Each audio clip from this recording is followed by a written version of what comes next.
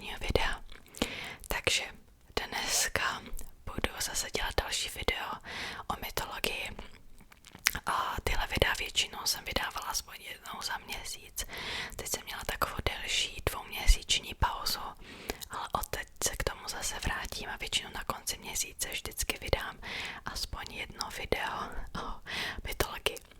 Dneska teda budu vám vyprávět o Fénixovi, jak vypadá, kde žije, odkud se ta legenda vzala, v jakých kulturách se nachází. Na závěr si řekneme teda, jak asi ta legenda vznikla. Tak mám tady poznámky, protože je to neskutečně velké množství informací. Takže pokud se budu dívat dolů, je to z toho důvodu. Jinak dneska je opravdu větrno a střecha vydává strašně divný zvuky, takže doufám, že vám to nebude nějak vadit. Tak, jdeme na to. Takže Fénix je pták spojený s uctíváním slunce. A příběh Fénixe je možná jako jedním z nejznámějších starověkých mýtů moderní doby. V podstatě se vyskytuje ve všech kulturách po celém světě. Legenda se týká právě života a smrti, znovu zrození, stvoření a ničení a tak dále, což jsou vlastně prvky v podstatě ve všech kulturách. Jak tedy Fénix vypadá? Nejznámější zobrazení ukazuje Fénixe jako obrovského tvora, připomínající nějakého ptáka. Jedná se o jedno z nejkrásnějších a nejdokonalejších stvoření, protože je často spojován s rájem, kde jsou všechny věci dokonalé. Většinou má červené nebo žluté zbarvení, někdy ale může být i fialový a vyniká svým krásným peřím. Fialový může být právě v řecké mytologii, možná kvůli území Fénicie, která byla známá vytvářením fialové barvy. Možná už jste slyšeli, že fialovou barvu bylo strašně těžké vytvořit a byla neskutečně drahá. Byla tak drahá, že si ji v podstatě mohli dovolit jenom králové a královny. Někdy se verze rozcházejí i v tom, jaké má oči. A někdy jsou žluté barvy, někdy se zobrazují s očima jako se 2 safíry. Tak, kde tedy žije? Jak jsem říkala, Fénix sídlí v ráji. Říká se, že je to dokonalý svět, který je někde daleko za sluncem. A někdy se považuje jako reprezentace nebe. To je jedna verze. Další verze říká, že žil ve městě Heliopolis, což bylo město slunce. Může to být právě proto, že po své smrti byl pohřben. Já se ještě k tomu dostanu, jak vlastně umřel a co se muselo udělat pro to, aby zase vstal v podstatě z mrtvých. Řekové zase tvrdili, že Fénix žije v Arábii u studny a každé ráno za úsvitu se v té studně koupal a zpíval překrásnou píseň. A ta píseň byla tak krásná, že sám Bůh slunce musel zastavit a poslouchat tuto nádhernou píseň. Tak, teď si teda řekneme legendu o Fénixovi a začnu tou nejznámější verzí, o verzí opravdu několik, takže začneme asi tou nejvíce známou. Tak, Fénix tedy žil v ráji, jak už jsem říkala, asi 3krát a žil dobrý život. Byla to tedy země nepředstavitelné dokonalosti a krásy, ale po 1000 letech svého života Fénix začal pociťovat známky věku a bylo jasné, že musí jít dál a jakoby umřít. Fénix ovšem v ráji nemohl skutečně umřít a tak musel letět do země smrtelníků, aby se mohl znova narodit. Ve světě smrtelníků letěl na západ, dokud neviděl kořenové háje, které rostly v Arábii. Tam se zastavil a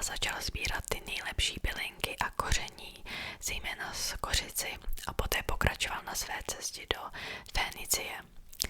Fénicie byla pravděpodobně pojmenována po tomto stvoření. Jakmile se Fénix dostal do Fénicie, tak si postavil hnízdo z bylin a koření, které nashromáždil a čekal, až vyjde slunce. Následujícího rána, když bůh slunce začal táhnout svůj vůz po obloze, Fénix se obrátil na východ a čelil tomuto slunci. A potom začal zpívat jednu z nejkrásnějších a nejstrašidelnějších melodií, co kdy lidstvo slyšelo. Ta píseň byla tak dokonalá, že i sám bůh slunce musel zastavit a poslouchat tyto sladké noty. Když Fénix dokončil svoji píseň na rozloučenou, bůh opět připravil své vozy a pokračoval ve své cestě po obloze. Dneska tu mám i zvukové efekty kvůli tomu větru. No. A to tedy způsobilo, že z nebe spadla jiskra a zapálila hnízdo bylin. A stejně zapálila i Fénixe ve svých bylinách. Zůstal z něj jenom malý červ. To však ještě nebyl konec, protože po 3 dnech nový Fénix povstal z popela a zahájil svůj další cyklus, který trval tedy 1000 let. Musel odnést zbývající popel svého rodiče do města Heliopolis a potom se teprve mohl vrátit do ráje, kde opět zahájil svůj další 1000letý cyklus. To je teda jedna verze. Pak jsou ještě další verze. Jedna verze tvrdí, že místo toho, aby Fénix odletěl do Fénicie, tak odletěl do Heliopolis, kde se oddal ohňům slunečního města a z těchto požárů potom vznikl nový Fénix, který letí zpět do ráje. Existují také některé verze, kdy Fénix dokončil svoji cestu, tedy jak už jsem říkala, z ráje do Arábie a do Fénicie. A potom teprve může zemřít s vycházejícím sluncem. Tělo se potom začne rozkládat. Rozkládá se 3 dny. A když tento proces je dokončen, tak se teprve nový Fénix vytvoří z pozůstatků prvního. A úplně nejméně známá verze příběhu tvrdí, že Fénix začíná vykazovat známky věku, když dosáhne posledních svých let života. A potom letí do světa smrtelníků a cestou ztrácí svá peří, svá krásná peří, stejně tak i barvu. Teprve když dokončí stavbu svého hnízda, tak se zapálí, podobně jako už jsme o tom mluvili, a potom teprve vznikne nový Fénix. Tak, teď ještě něco řekneme o pohřebním procesu Fénixe. Takže, když Fénix vstoupí do nového cyklu života, tak první věc, kterou udělá, je, že musí vytvořit kremační vajíčko, kam umístí zbytky svého předchůdce. Fénix tedy odletí, ten malý Fénix, a začne sbírat tu nejlepší mirhu, kterou najde, a vytvoří z ní kouli. Shromažďuje tedy tolik mirhy, dokud ji unese ještě. Potom se vrátí do svého hnízda a začne to vajíčko vydlabávat z té mirhy. Potom na boku vytvoří malý otvor, do kterého začne ukládat popel svého předchůdce. Jakmile nashromáždí veškerý popel, tak ho vloží do vajíčka, uzavře otvor v kremační vajíčku mirhou a ten odnese zpátky do Heliopolis. Pozůstatky svého předchůdce nechá na vrcholu v chrámu Ra a poté teprve může zahájit svůj nový život a odletí zpět do ráje. Tak, není úplně jasné, odkud se vlastně tyhle legendy vzaly. Někteří tvrdí, že tedy pochází z řecké mytologie, zatímco někteří tvrdí, že spíše ze starověkého Egypta a z egyptské mytologie. Já vám za chvilku řeknu příběh, který dost připomíná legendu Fénixe právě z egyptské mytologie. Egyptská mytologie teda není jediná a po celém světě v podstatě existují různé verze Fénixe a já vám řeknu o těch nejznámějších z nich.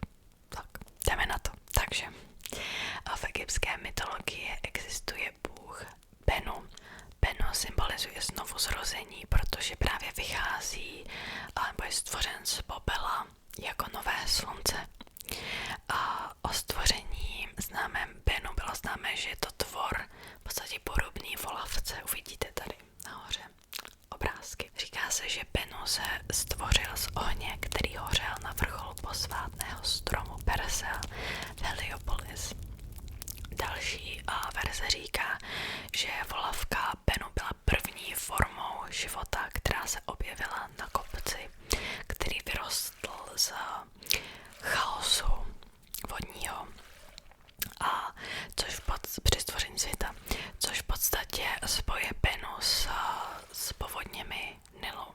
Tento kopeček, který vznikl, se jmenoval Ben a byl původem města Heliopolis. Bennu je tak tedy zosobněním života a životní síly. Po 500 letech potom Bennu odletěl do chrámu slunce v Heliopolis, kde si vybudoval pohřební hranici z vonných větviček. Poté na ní vylezl a čekal, než jej pohltí sluneční paprsky, a potom zároveň u toho zpíval překrásnou píseň. Jak vidíte, je to strašně podobné s tou legendou o Fénixu. A potom z popela se vynořil malý červ, který se na konci dne změnil na nového Bennua, nebo nového Bennu.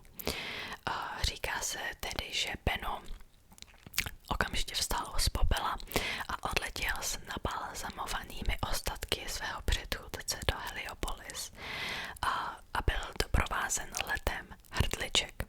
Bennu tedy se objevoval nebo žil na kamenech a obeliscích a starověkí Egypťané ho uctívali stejně podobně jako jiné bohy, například jako boha Osirise nebo boha Ra. Někdy se předpokládalo, že Bennu tedy byl živým symbolem boha Osirise. Jak jsem říkala, někdy byl spojován s povodněmi Nilu, o kterých bylo známo, že přináší zemi bohatství a úrodnost. A z toho důvodu Bennu byl jedním z nejrespektovanějších tvorů v egyptské mytologii. Cyklus narození a znovuzrození je v podstatě totožný s cyklem Fénixe. Jediný rozdíl je, že Fénixův cyklus trvá 1000 let, zatímco cyklus Bennu pouze 500 let. Tak teď se přesuneme do východní Asie. Východoasijská mytologie je neskutečně komplikovaná, takže uvidíme, jak se mi povede to vysvětlit. Takže v čínské, japonské, korejské mytologii je ve vietnamské a dalších zemích je velmi podobné stvoření, které se nazývá Phong Huang. A jedná se o mytologického ptáka a je to v podstatě král všech ptáků. Původně se mužští Fénixové označovali jako Fong a ženští jako Huang, ale postupem času nějak splynuli v jedno stvoření a je v podstatě dnes označován pouze jako Phong Huang, tedy dohromady, a většinou představuje ženskou energii. Je to v podstatě protipól draka. O dracích už jsem video natočila, takže se ní můžete podívat, jestli chcete. To asi bylo moje úplně první video, myslím, takhle. Čínský drak, který většinou zobrazuje mužskou energii, zatímco Fénix nebo Phong Huang ženskou. Je známý pod různými jmény v různých kulturách, jak se říká v Číně je to Phong Huang, ve vietnamštině Phong Huang, v japonštině je to Ho a v korejštině Bong Huang. Někdy se mu také říká srpnový kout, protože se někdy zaujímá místo kouta v čínském zvěrokru. Podle legendy se Phong Huang nebo Ho, nebo jak mu chcete říkat, objevuje velmi zřídka a většinou jenom, aby představoval počátek nové éry. Například, když se narodí ctihodný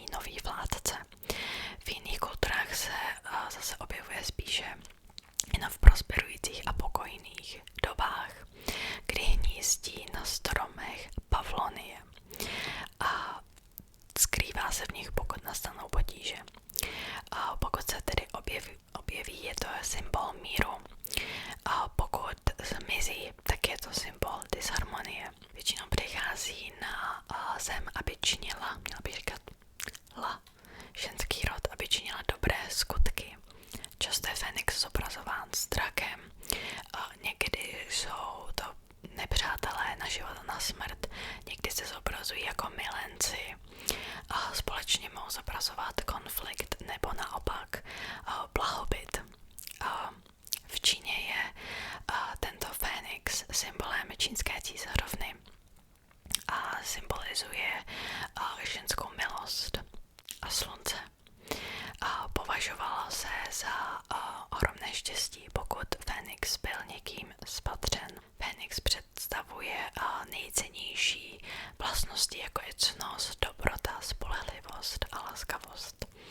Jak jsem říkala, byl to symbol císařovny, drak je naopak spíše symbol císaře. Do Japonska byl tento Fénix představen v 6. až 7. století našeho letopočtu. A tento Fénix má ptačí zobák, vlaštovčí čelist a hadí krk.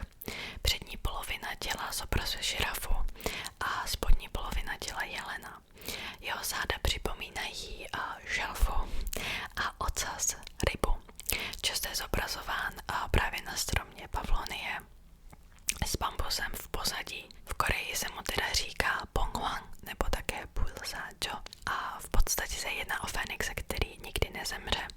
Často se používá v královském znaku, zejména tedy u královen, a objevuje se i v prezidentském znaku.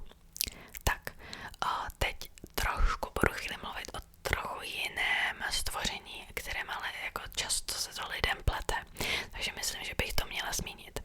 Takže v východoasijské mytologii existuje tvor nazývan rudý pták nebo také červený pták. V podstatě symbolika toho čínského Fénixe, o kterém jsem mluvila, je velmi podobná symbolice tohoto rudého ptáka. Ovšem jedná se tedy o jiné stvoření. Rudý pták je totiž jedním ze 4 legendárních čínských tvorů, které střeží 4 kosmické směry. Červený pták symbolizuje jih, drak symbolizuje východ, želva sever a tygr západ. Tyto 4 symboly se objevily v dobách čínských válčících států, což bylo zhruba v roce 476 až 221 před naším letopočtem. A často se tyto symboly objevovaly například v čínských a korejských hrobkách, protože tyto symboly měly zahnat zlé duchy. Rudý pták tedy symbolizuje oheň, léto a jih. Jeho domov je tedy na jižní obloze a zahrnuje 7 z 28 čínských souhvězdí. Zabírá tedy celou 1/4 oblohy. Tvrdí se, že tedy tento rudý pták úplně nahradil Fénixe, protože Fénix nemohl přesně odrážet astronomický význam právě spojený s jižními měsíčními polohami nebo cykly, já úplně nevím, jak to nazvat. Tahle mytologie je strašně komplikovaná, to by si zasloužila prostě samostatné video. V Japonsku se mu například říká Suzaku. Je silně spojován s Feng Shui, astrologií, teorií 5 elementů a dalšími formami právě čínské mytologie. Starodávná důležitá města Japonska byla právě postavena v souladu s těmito 4 symboly. Takže vlastně jeden kvadrant města byl oddán jednomu ze 4 symbolů. Právě vykopávky starých mohyl ukázaly různé obrazy Suzaku a dalších mytologických bytostí. Existují tedy pro něj různé názvy. V Číně se mu říká Čutě nebo Čuniao. V Japonsku je to Suzaku, v Koreji Čuťak. A myslím, že i v jako mnoha dalších kulturách.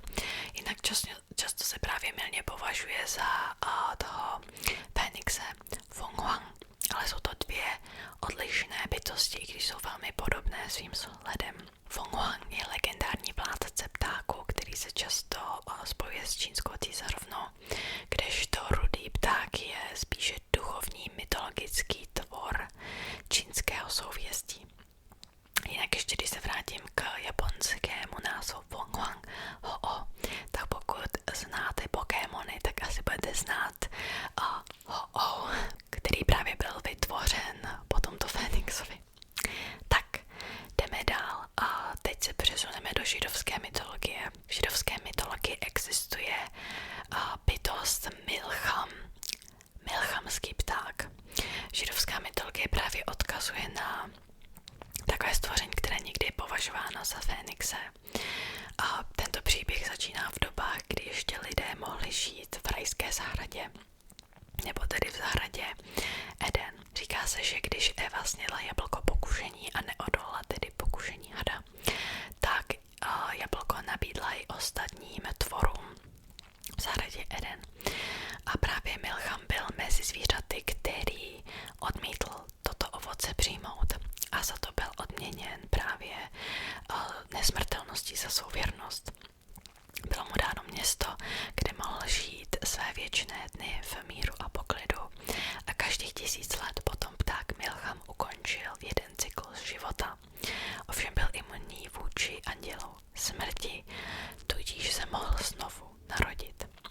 Tak, teď se přesuneme do hinduistické mytologie, která je taky velmi komplikovaná, kde je tvor Garuda. Garuda je tedy pták někdy zobrazován jako drak nebo jako orel a jedná se o mladšího bratra Aruny.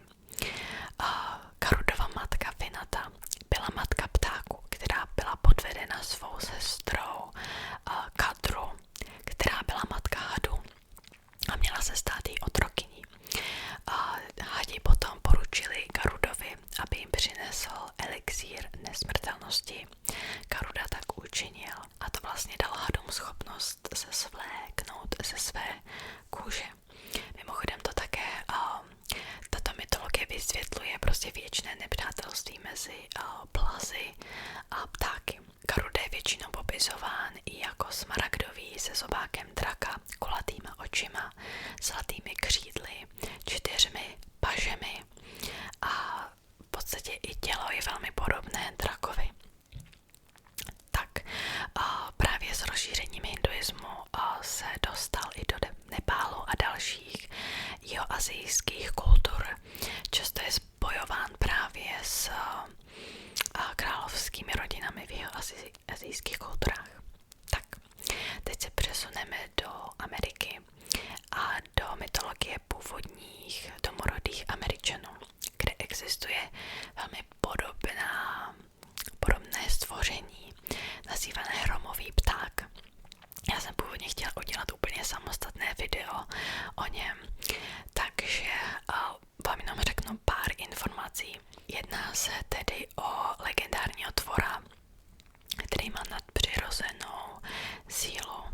Často je považován za ochránce a právě dokáže chránit před hady. Často vytváří hrom právě máváním svých křídel nebo vytváří blesky mrkáním očí. Možná ho znáte taky z Harryho Pottera. Tak, je tedy často zobrazován právě v umění a v různých písních a právě v dějinách původních domorodých obyvatel Ameriky. Tak, teď se přesuneme do slovanské mytologie a já vám dám chvíli, jestli vás napadne, která postava z pohádek je právě naší jakoby verzí Fénixe. Napadá vás to?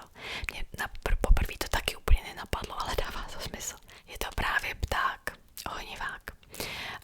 Kdysi právě se předpokládá, že staré kultury si mezi sebou různě vyměňovaly příběhy na svých obchodních cestách.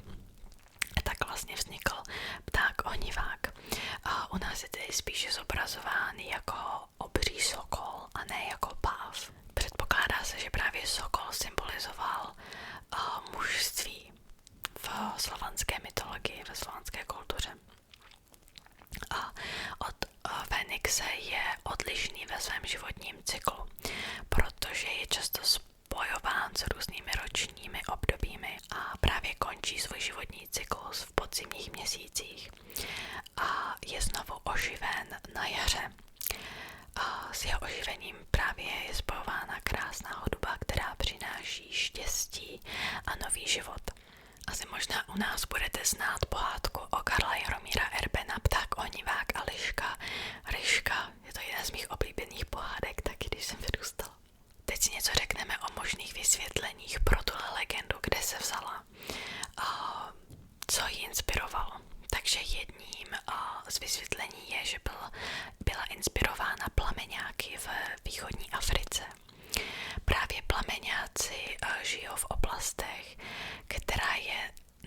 neuvěřitelně horká a je proto těžké pro mláďata přežít. Z toho důvodu právě budují kopečky hlíny, do kterých dávají své vejce právě, aby vůbec přežila.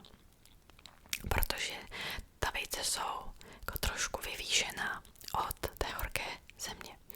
A právě se říká, že tepelné proudění kolem těchto kopečků vytvořených plameňákem je hodně podobné ohni a takovým jako mihotáním se plamene, což možná byl právě důvod, proč byl Fénix spojován s ohněm. Dalším vysvětlením je, že to bylo inspirováno vyhynulým živočichem, který ještě v dávných dobách, tedy zatím žil, právě nějaký obrovský pták. A třetí vysvětlení je v podstatě pouze pomocí metafor, že tedy inspiraci lidé našli ve svém duchovnu a ve svých starověkých náboženstvích. Právě často v náboženstvích se mluví o schopnosti reinkarnace a znovu zrození a právě Fénix byl vytvořen, aby nějak poskytl jako lepší, reálnější obraz právě popisu cyklu života a smrti. Tak, úplně na závěr vám něco řeknu o moderních vyobrazení. Asi budete znát film Harry Potter, kde právě Fénix také byl, právě ho měl Albus Brumbál ve své pracovně. Tento Fénix dokázal léčit rány právě pomocí svých slz. Dále se nachází třeba na vlajce San Francisca, která má ve svém středu Fénixe, což znázorňuje obnovu města po zemětřesení v roce 1906. A univerzita v Coventry také používá Fénixe ve svém znaku. Tak, to je tedy úplně všechno. Doufám, že se vám tohle video líbilo, bylo to opravdu vyčerpávající asi.